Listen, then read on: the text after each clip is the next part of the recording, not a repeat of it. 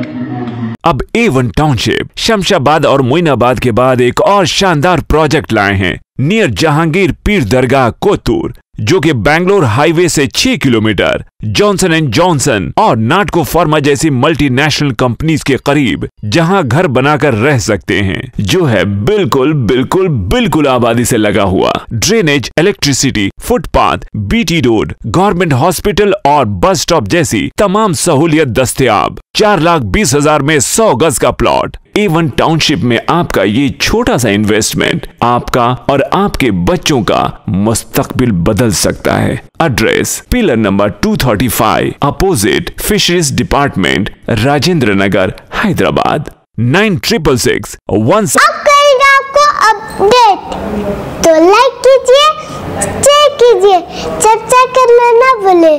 Channel news आपकी आवाज़।